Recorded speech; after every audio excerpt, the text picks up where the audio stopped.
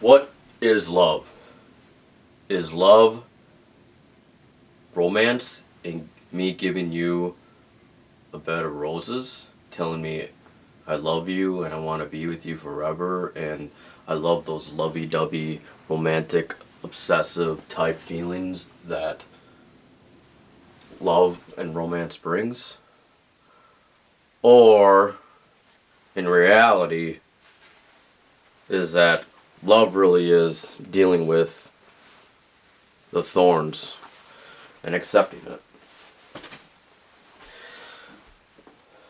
I wanted to speak about this topic for a while now.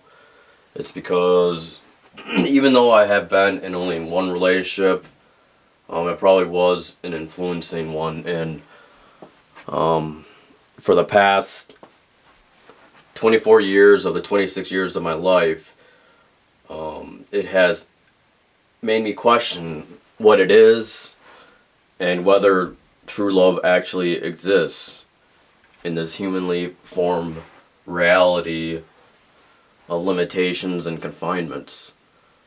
And is it possible for a human to truly love a person and give everything they can to another person, even though there exists a need to take care of the physical needs, such as making money to put food on the table? Hence, you'll never really be with the other person. But of course, there are different languages of love, which I'll speak about later. But yeah, I have a very love-hate relationship with love. And it's ironic because I don't know if a lot of you know me on Facebook or have me added on Facebook, but I tend to rant a lot about it. And actually, I tend to rant a lot about my disdain for it. And my interest in love is because I am just curious if it really is possible in this world, and a person who is more interested in the intellectual pursuits, I guess, or the theories rather than the experiences. Although I did have rather a traumatic, intense experience, but I've read many books. These are the ones I still have to read, and these are the ones that I have read so far. And I try to explore what love is, and through books, because I cannot seem to find a healthy, loving relationship with other women in my life, and it's been difficult trying to find that trust factor. Sorry, I'm just trying to fix the focus here. And I read all these books. This recent one is 5 Languages of Love by Gary Chapman. I do recommend it. And obviously, these have to do with love, although love could just be about pleasure. It also can be about the physical bond, of course, of sex. And when I broke up with my ex, I thought I was Asperger's, and it's about this man. It's about the Journal of Best Practices, a memoir of marriage, Asperger's syndrome, and one man's quest to be a better husband by David Finch. And when I broke up, I was just wondering what went wrong, and it irritated me, and it actually put me in a tumble of questions, and whether if I could have done anything better, even though I believe an X is an X for a reason, nothing could be done, but could have been done. And the other book that I read actually way previously a while ago is The Road Less Travels, but did speak a little bit about love. And I just want to discuss a few things that I learned and based off my own experiences about, I guess, not what I believe, but more about a question, and whether if love really exists and whether it's truly humanly possible, unless you go for it on a human or a spiritual, godly, universal plane, which the religion has not really been my foundation of love either. With me, my experiences with love, I did not have very good experiences with love.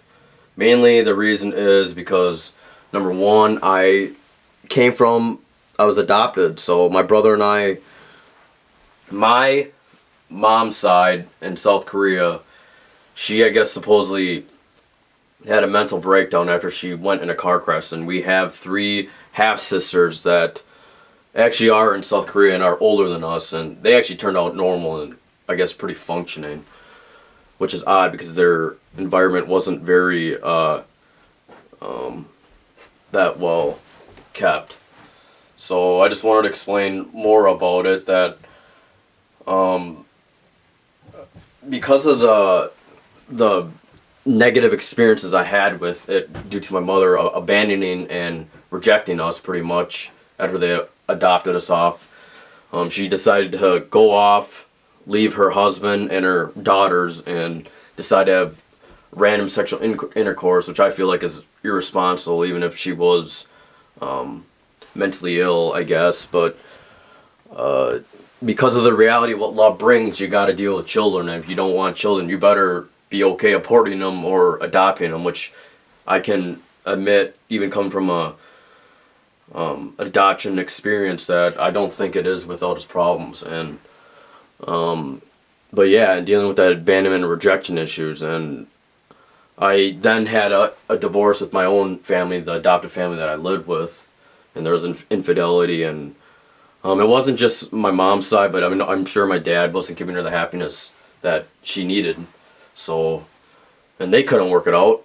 And of course, I had a good friend of mine who also had a mom who was actually pretty hurtful, I guess, when it came to dealing with marriage and the divorce, because she cheated on his dad, and ever since he took like half of his assets and all this stuff. And because of his experience, it really has brought to me that I think marriage is fucking bullshit.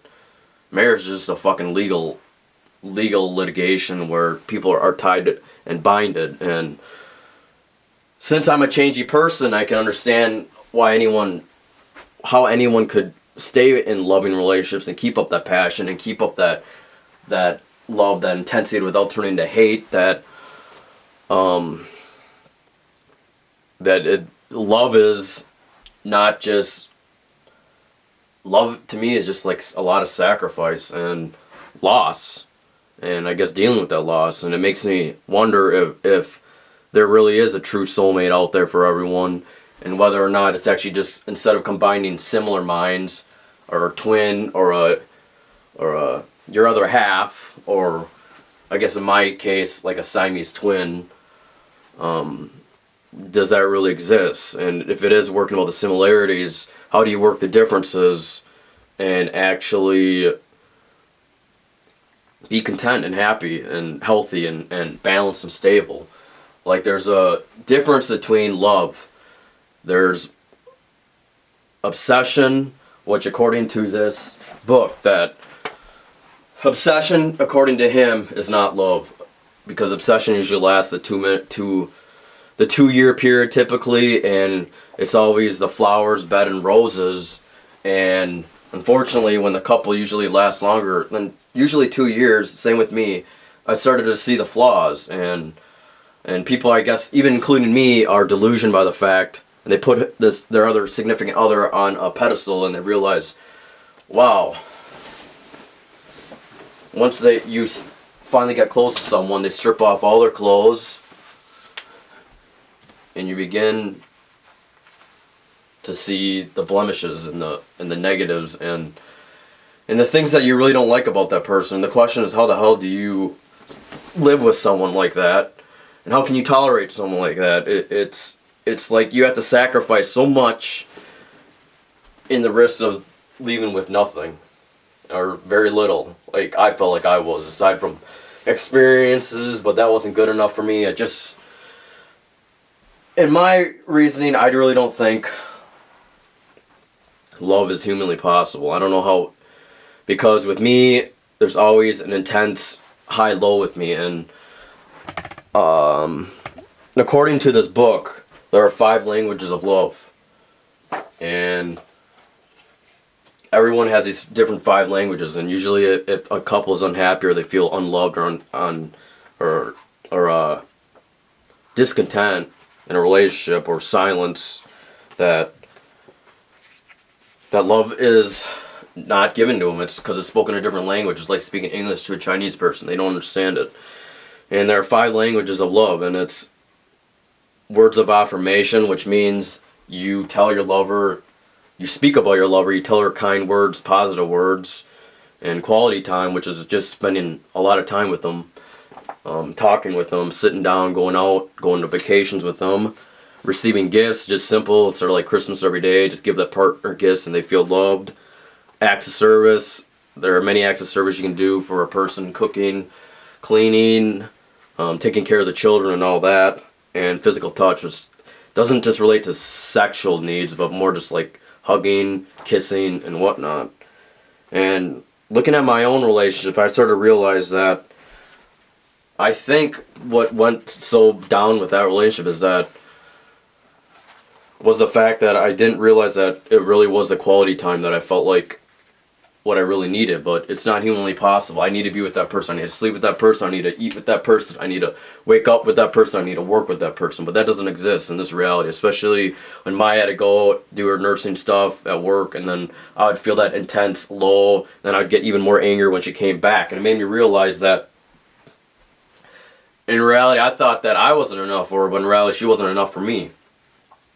So the problem was, I know it takes 2 to tango, and because of that, you have to find a balance, what makes both of the partners loved and happy. But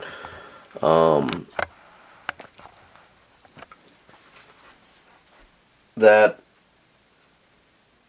is there a limit in love, and is there, you can give all the love you can give. And even according to this book, he claimed that, I know that I know some of you don't like bringing up religious type reasons. I really don't either, but he gave this example. But in order to love and receive the love, you have to love your enemies, including if it means your husband, brother. You have to keep on loving them. And if you keep on loving them, you perhaps might reap the rewards later, because they might be open to you and appreciate you better once you speak their language. And with my ex, the quality time was decent, is good, but it wasn't logical, because you have to work, you have to feed, you have to do these other things, you have to deal with family stuff. And that's my irritation with them, because I felt like they were preventing me from the quality time.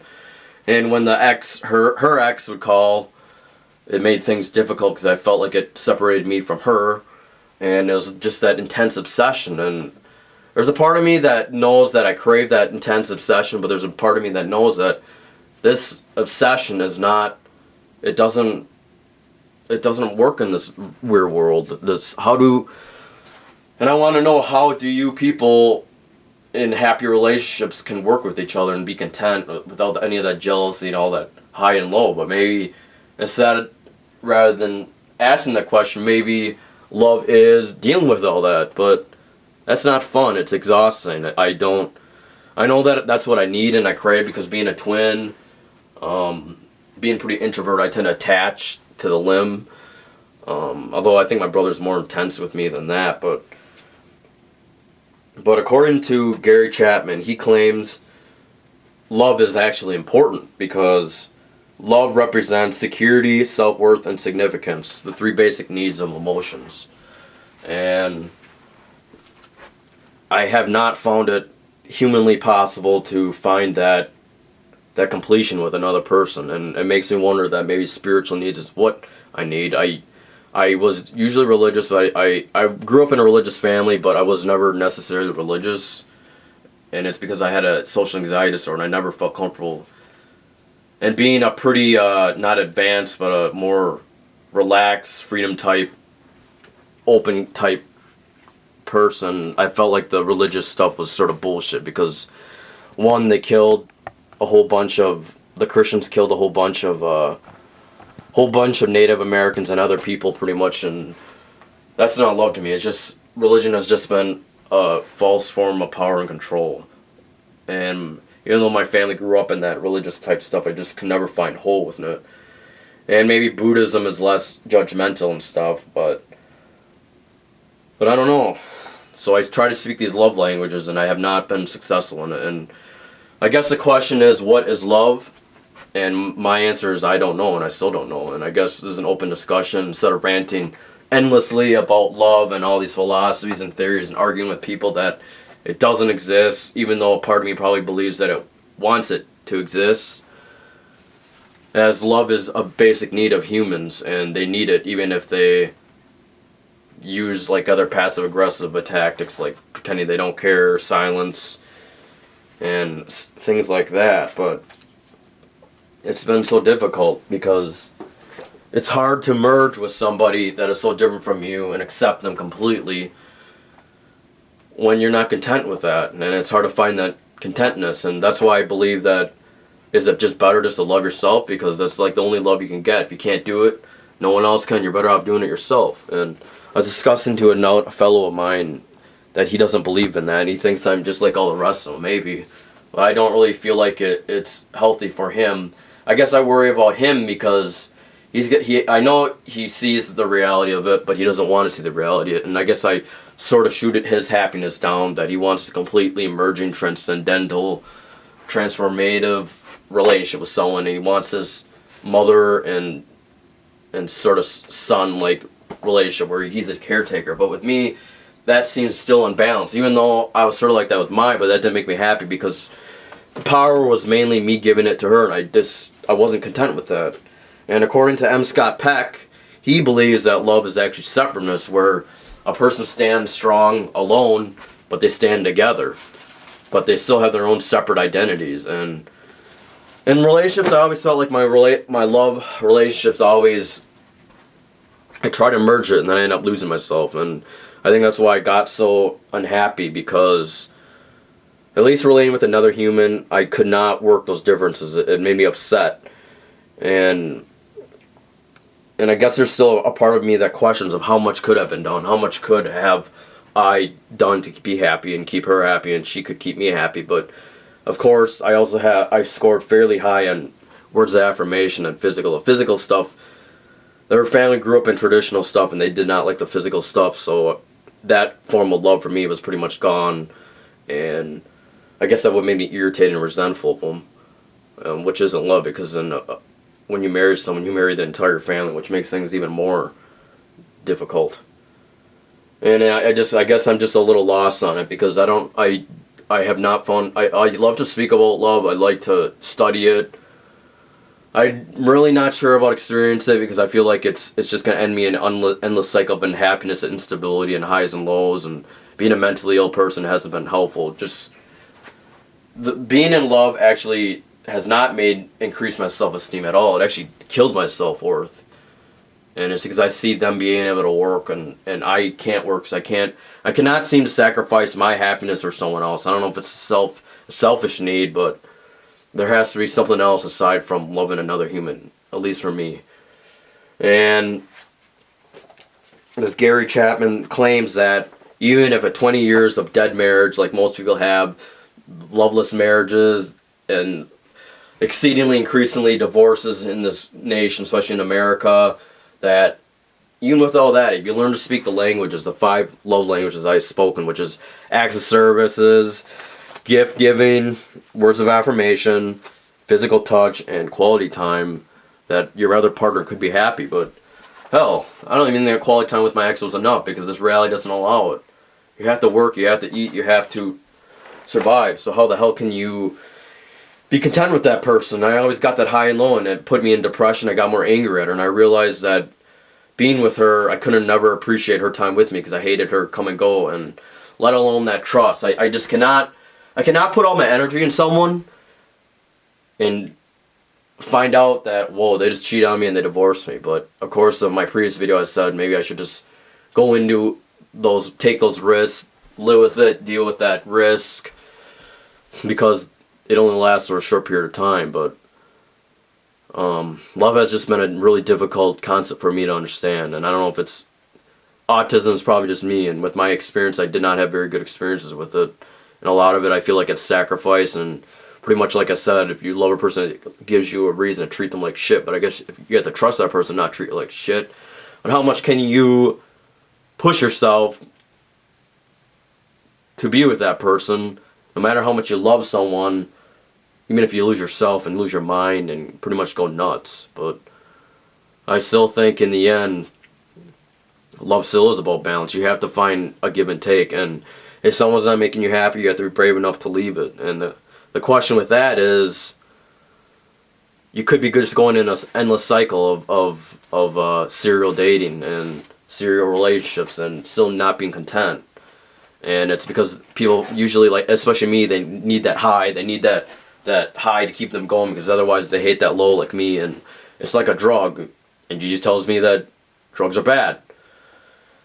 But it seems like a dangerous thing, and maybe it's just better to accept that the fact that, one, love has to be a balance, and two, that love has to bring out the best of you and not the worst. And the problem is, if you find the worst, what can you do to deal with it? And working differences, not similarities, because there is no one exactly like you, and no one can read your mind. And because of that, communication is very important in love, and I believe that. And it's important to speak about what your needs are, otherwise they'll never know, and they'll keep on doing things and they won't be happy. And I guess if that person's not really willing to work with you, it's pretty much dead shot in the dark, and you're better off leaving that person.